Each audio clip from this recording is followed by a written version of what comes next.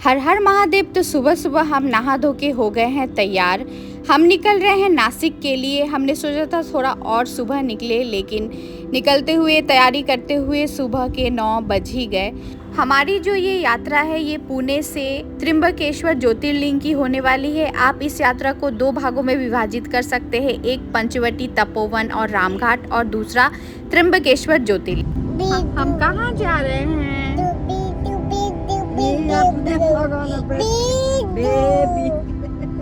अपने हम जा रहे हैं नासिक, बोल है ना, जहाँ लक्ष्मण जी ने शूर्पणखा का नाक काटा था वहाँ। कहते हैं इसी शहर से रामायण का दूसरा अध्याय शुरू होता है। तो साइट सीन बहुत ही अच्छा था, मौसम भी बहुत अच्छा था। बीच में बारिश हुई थी जिसकी वजह से हम थोड़ा और लेट हो रहे थे, फिर मौसम ठीक हो गया और हम रुक गए। Mummy always on duty. हम रुक गए हैं इस ढाबे में लंच के लिए, ओम हरि ओम ढाबा। इस ट्रिप में हमारे साथ एक न्यू मेंबर शामिल है, वो है ये हमारी दीपू। हाय। तो हमारा जो ये ट्रिप है ये 2 दिन का होने वाला है। यहाँ पे दादा और पोती की मस्ती चालू थी। फिर आ गया हमारा ये वेज थाली, तो हमने यहाँ पे लंच किया, ठीक ठाक सा था। और फिर हम रुके यहाँ CNG गैस स्टेशन। यहाँ पे और ज़्यादा हमें डिले हो रहा था, तो जो भी हमने सोचा था कि हम 1 बजे दोपहर को पहुँच जाएंगे, लेकिन हमें पहुँचते हुए ही 3:30 बज गया था दोपहर के। तो हमने सोचा कि डायरेक्ट हम चलते हैं रामघाट। तो यहाँ पे नासिक बस स्टैंड को पार किया हमने और फिर हम पहुँचे रामघाट। तो ये आगे जो आप देख पा रहे हैं ये रामघाट है। और यहाँ पे जैसे ही हम उतरे तो यहाँ हनुमान जी का मंदिर है। यहाँ पे फ्री ऑफ कॉस्ट दर्शनों को, पर्यटकों को यहाँ पे प्रसाद खिलाया जाता है। तो ये हनुमान मंदिर है। ठीक इसी के बगल से एक रास्ता जा रहा था जो कि हमें यहाँ पे गोदावरी मंदिर है और रामघाट मंदिर दोनों साथ में ही है। मेरे ख्याल से गर्मी की वजह से बहुत ज़्यादा ही भीड़ थी यहाँ पे। लोग यहाँ पे स्नान आदि कर रहे थे।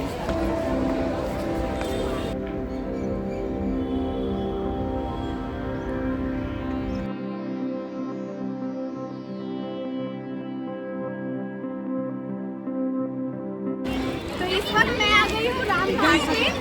ये है रामघाट जो आप मेरे पीछे देख रहे हैं, और यहाँ पे गोदावरी मंदिर भी है जिसके बारे में मैंने अभी अभी आपको बताया। इस वक्त मंदिर बंद था तो हमने बाहर से ही प्रणाम किया। ये है देवी माँ की चरण पादुका, और यहाँ बाहर से ही मैंने थोड़ा सा वीडियो निकाला। और जैसे ही हम इस मंदिर से निकलेंगे यहाँ पे अस्थि विसर्जन की भी जगह बनाई हुई थी, मतलब कि लोग यहाँ आते हैं अस्थि विसर्जन करने के लिए।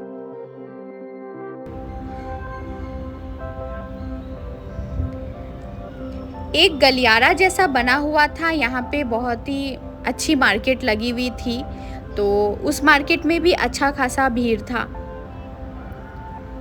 ये है रामघाट का पूरा व्यू। इसके सामने यहाँ पे शिव मंदिर भी था, यहाँ पे भी आप दर्शन कर सकते हैं।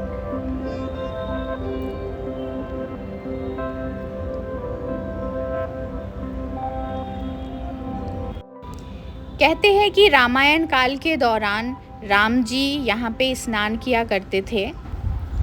ये गोदावरी नदी है जिसे दक्षिण का गंगा भी कहते हैं। रामघाट के बिल्कुल सामने है कपालेश्वर मंदिर, और दुनिया का ये इकलौता ऐसा मंदिर है जहाँ पे शिव भगवान के साथ नंदी जी नहीं है, क्योंकि यही वो जगह है जहाँ पे शिव भगवान ने नंदी जी को अपना गुरु माना था। उसके बाद हम निकल गए श्री कालाराम मंदिर दर्शन के लिए। ये मंदिर जो है रामघाट से 2 किलोमीटर के अंदर ही है, तो आप आराम से यहाँ पे आ सकते हैं। ये है मुख्य प्रवेश द्वार, और एंट्री और एग्जिट दोनों सेम ही था। यहाँ पर अच्छी खासी भीड़ भी थी जब हम यहाँ पहुँचे।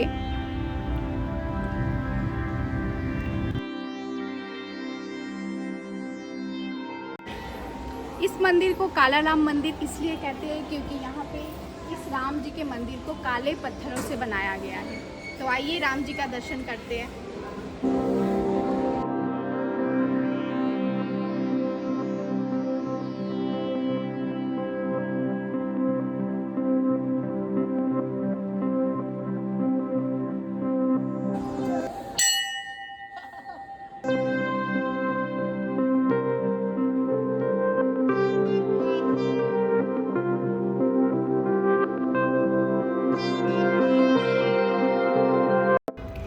आप देख सकते हैं मंदिर का आर्किटेक्चर बहुत ही अच्छा है और एक बहुत ही अच्छे क्षेत्र में इस मंदिर को बनाया गया है। इस मंदिर की एक विशेषता ये भी है कि इस मंदिर को 84 स्तंभ से बनाया गया है, जो हिंदू शास्त्र के अनुसार 84 योनियों का प्रतीक माना जाता है। बहुत ही सुंदर मंदिर है। तो अगर आप नासिक आ रहे हैं तो काला राम मंदिर जी का दर्शन जरूर कीजिएगा। श्री राम जी के दर्शन करने के बाद हम निकल गए थे सीता माँ की गुफा की तरफ, जो कि सिर्फ 100 मीटर की दूरी पर है। सीता गुफा पंचवटी क्षेत्र में आता है क्योंकि यहाँ पे 5 बट के वृक्ष है। तो हम पहुँच गए हैं सीता गुफा। आप देख सकते हैं यहाँ पहले से ही कितना भीड़ है। और ये है तपोवन दर्शन का लिस्ट, जो मैं आगे आपको दिखाने वाली हूँ। तो देरी ना करते हुए हम प्रवेश किए सीता गुफा की तरफ।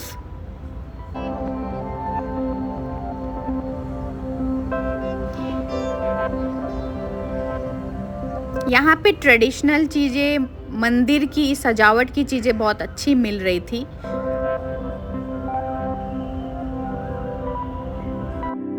सीता के दर्शन करने जा रहे हम। तो रामायण काल के दौरान यहाँ पे माता सीता की कुटिया हुआ करती थी।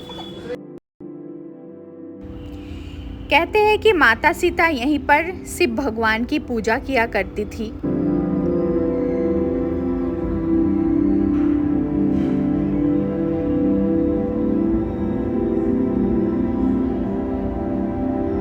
बहुत ही छोटी सी जगह है। यहाँ पे डिस्क्लेमर भी था कि हार्ट के पेशेंट, अस्थमा के पेशेंट, दम्मा के पेशेंट यहाँ ना जाए। तो इस तरह की गुफा थी जहाँ पे हम एंट्री कर रहे थे। लाइट वगैरह लगी हुई थी जिसकी वजह से कोई तकलीफ़ नहीं हुआ एंट्री और एग्ज़िट में। यहाँ आपको एक अलग ही अनुभव होगा, तो यहाँ आप ज़रूर जाएं।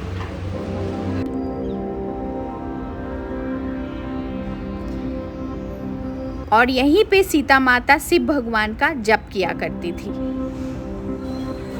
वहाँ से निकलने के बाद हम पहुँचे होटल। हमारे पास बिल्कुल भी टाइम नहीं था और हम बहुत ज़्यादा थक गए थे, तो हमने सोचा कि यहीं पे होटल लिया जाए। तो ये होटल हमने लिया था, 2 बेड का था। बिना कुछ एक्सप्लोर किए हमें ये होटल लेना पड़ा। और ये इसका बाथरूम था। मेरा एक्सपीरियंस बिल्कुल भी ठीक नहीं था, तो मैं इस होटल को रेकमेंड बिल्कुल भी नहीं करूँगी आपको। इस होटल को लेने की वजह मैं आपको अगले एपिसोड में बताऊँगी। खैर, जैसे तैसे रात गुजर गया और हम सुबह निकल गए। सुबह के 4 बजे हम निकले थे त्र्यंबकेश्वर ज्योतिर्लिंग दर्शन के लिए। तो यहाँ पे जैसे ही हम पहुँचे, यहाँ एंट्री पे हमें एंट्री फ़ी जो था 50 रुपीज़ इन्होंने लिया। उसके बाद हम आगे बढ़े मेन गेट की तरफ।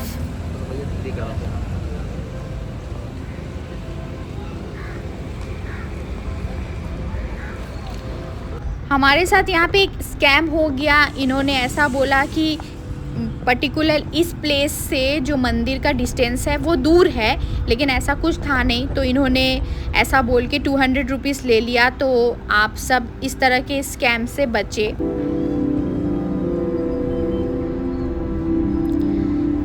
इनका कहना था कि अगर आप 200 रुपीज़ नहीं देते हैं तो आपको गाड़ी यहीं पे पार्क करना पड़ेगा। और जैसे ही हम मंदिर पहुँचे तो हमें लगा कि इतना भी कुछ ज़्यादा दूर नहीं था, हम वहाँ से पैदल मंदिर भी आ सकते थे। तो एक स्कैम हो गया हमारे साथ यहाँ पर। खैर, जो भी था, हम मंदिर की तरफ आगे बढ़े। यहाँ पे ड्राइवर ने हमें एग्ज़िट द्वार की तरफ हम उतरे थे। तो काफ़ी सुबह हम मंदिर पहुँचे थे, इसीलिए ये जो उत्तर द्वार है मंदिर का, एग्ज़िट द्वार है ये। लेकिन हमें सीनियर सिटीज़न थे हमारे साथ, तो उनको यहाँ से ही एंट्री मिल गया। और मेरे साथ बेबी थी तो मैं भी आ गई एंट्री लेकर। लेकिन हर्ष और दीपू का VIP पास लगा, जो कि पर हेड 200 रुपीज़ का था। उसके बाद हमने मंदिर में एंटर किया।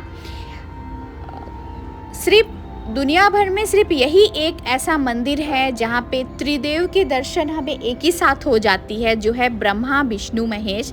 जैसा कि हम जानते हैं ब्रह्मा जी की पूजा नहीं की जाती है, लेकिन यहाँ पे ब्रह्मा विष्णु महेश एक साथ है तो इन तीनों की पूजा की जाती है। तो हमने बहुत ही अच्छे से दर्शन कर लिया।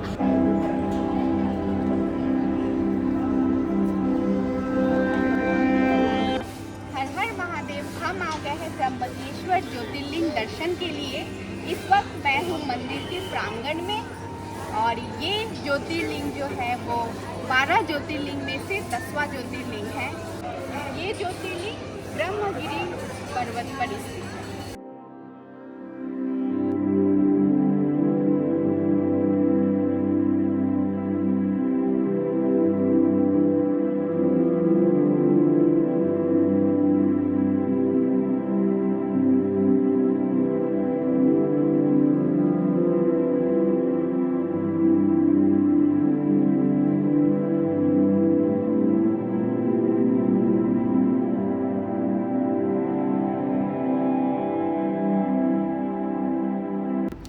यहाँ पे महादेव के जाप के लिए भी स्थान बनाया हुआ था।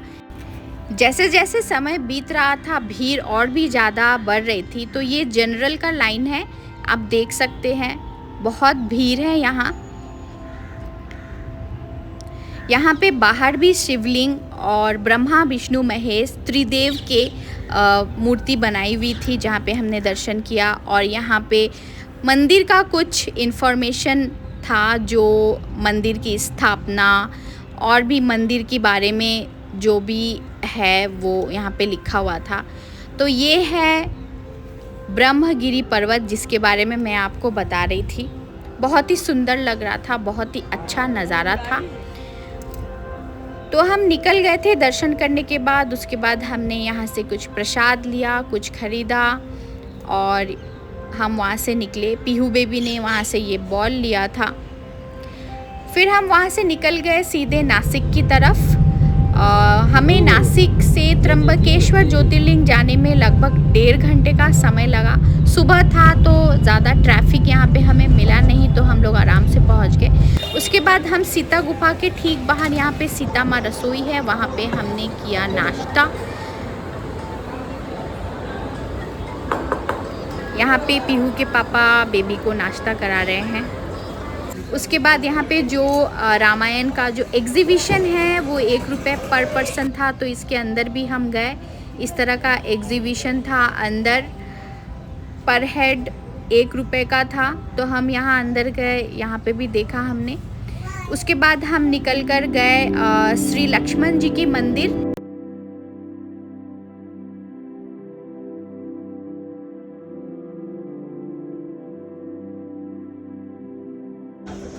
अभी हम पहुंच गए हैं श्री लक्ष्मण जी मंदिर, और पीछे लिखा हुआ है, आप देख ही सकते हैं, यही वो जगह है जहां शूर्पणखा का लक्ष्मण जी ने नाक काटा था। इस वजह से इस शहर का नाम पड़ा है नासिक।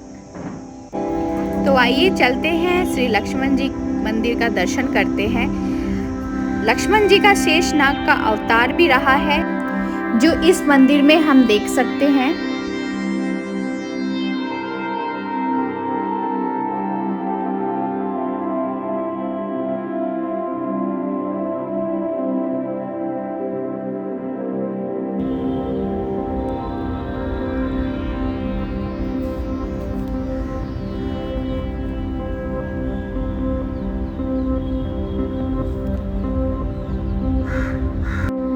दर्शन करने के बाद मंदिर के ठीक बाहर ये रबड़ी कुल्फ़ी मिल रही थी, जिसका हमने एक्सपीरियंस किया। बहुत ही टेस्टी था। आप अगर यहाँ जाए तो ये ज़रूर टेस्ट करें।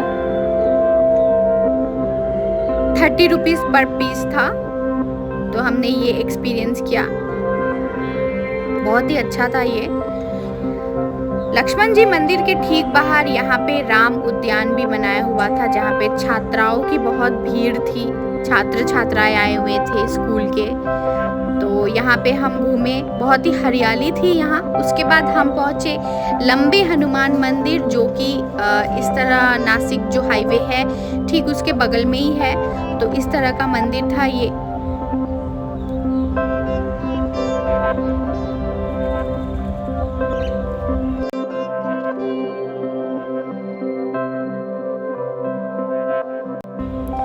वहाँ से निकलने के बाद हम गए लक्ष्मण रेखा मंदिर। यहीं पर लक्ष्मण जी ने लक्ष्मण रेखा खींचा था। लक्ष्मण रेखा तो कुछ ऐसी थी कि ना उसे सीता माता ने देख पाया था, ना उसे रावण ने देख पाया था, तो हम मनुष्य उसे कैसे ही देख पाएंगे। तो इस तरह की हम लोगों ने ही इस तरह की एक मंदिर बनाया है।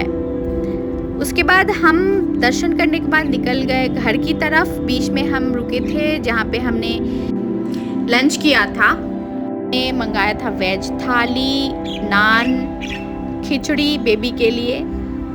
तो कुछ इस तरह का रहा हमारा यात्रा। कैसा लगा आपको, आप ज़रूर कमेंट में बताइएगा। वीडियो अच्छा लगे, इन्फॉर्मेटिव लगे तो लाइक कर दीजिएगा, सब्सक्राइब भी कर दीजिएगा। तो हमारी इस फुल फैमिली ट्रिप की बजट मैं स्क्रीन पर डाल दी हूँ, आप ज़रूर चेक कर लीजिएगा। हर हर महादेव।